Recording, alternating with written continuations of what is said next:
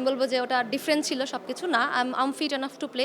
যদি আমি ফিট না থাকতাম তাহলে অবশ্যই আমার সিলেকশন হতো না। জাইমা রহমানের সাথে কথা হচ্ছিল, প্রধানমন্ত্রীর কন্যা আপনাদের সাথে কথা বলছিলেন, নিশ্চয়ই সাহস দিচ্ছিলেন। একই সাথে আপনারা আসলে তার কাছে কোনো কিছু চেয়েছেন কিনা নারী ক্রিকেটের জন্য, কিংবা অ্যাজ এ ক্যাপ্টেন আপনার সাথে কি?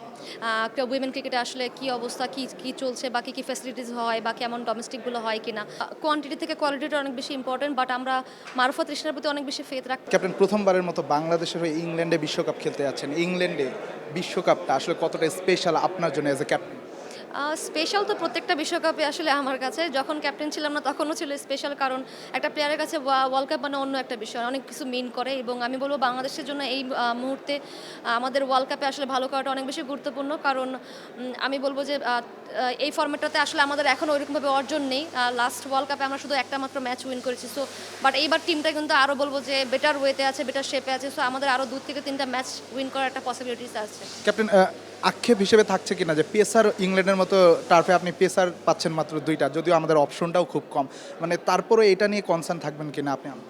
সর্বপ্রথম যেটা আপনি অলরেডি মেনশন করলেন যে আসলে কোয়ান্টিটি থেকে কোয়ালিটিটা অনেক বেশি ইম্পর্টেন্ট, বাট আমরা মারুফা তৃষ্ণার প্রতি অনেক বেশি ফেথ রাখতেছি। তারা কন্টিনিউয়াসলি বলবো টিমের জন্য সার্ভ করে যাচ্ছেন, এবং তারা যেভাবে আছেন, এবং সাথে কিন্তু ঋতুমণি অ্যাড হয়েছে। সো আমি ভরসা রাখি এবং টিম ম্যানেজমেন্টও ভরসা রাখে যে আমরা তাদের কাছ থেকে অনেক বেটার কিছু পাবো।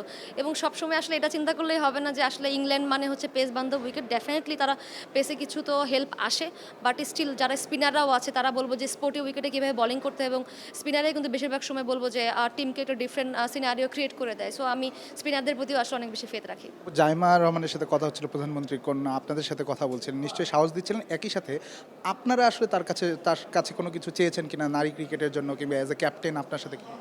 না, আমরা ওনার সাথে নর্মালি কনভারসেশন করছিলাম, এবং উনি আসলে আমাদেরকে জানার চেষ্টা করতেছিলেন যে উইমেন ক্রিকেটে আসলে কি অবস্থা, কি চলছে বা কি ফ্যাসিলিটিস হয় বা কেমন ডোমেস্টিকগুলো হয় কিনা।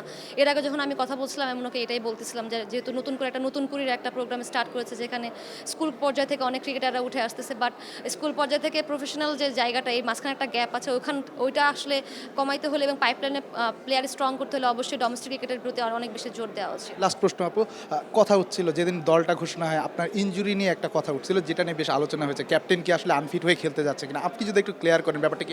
না দেখেন, সর্বপ্রথম হচ্ছে কোনো প্লেয়ার আমি বলবো না বিশ্বে কেউ বলতে পারবে 100% ফিট, বাট আসলে প্রশ্নটা কীভাবে এসেছিল এবং উত্তরটা কীভাবে এসেছে এবং মানুষ আসলে সেভাবে কীভাবে আসলে প্রকাশ করছে, সেটা হচ্ছে আমি বলবো যে ওটা ডিফারেন্ট ছিল সব কিছু না।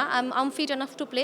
যদি আমি ফিট না থাকতাম তাহলে অবশ্যই আমার সিলেকশন হতো না। সো আর আমি বলবো যে অ্যাজ এ প্লেয়ার আমি সবসময় এটা চিন্তা করি যে আমার টিমের জন্য আমি আসলে যেন কোনো বার্ডেন না হই। এটা যে কেউ সবাই এটা চিন্তা করে, বাট আমি গুড এনাফ টু প্লে এবং ফিট এনাফ। আমি আসলে ফিজিও বলেন, ট্রেনার বলেন, তারা ওকে দেওয়ার পরেই হচ্ছে আমাকে সিলেকশনে রাখা হয়েছে। সো আমি বলবো যে হ্যাঁ, I am fit to play. Thank you captain, best of lakh.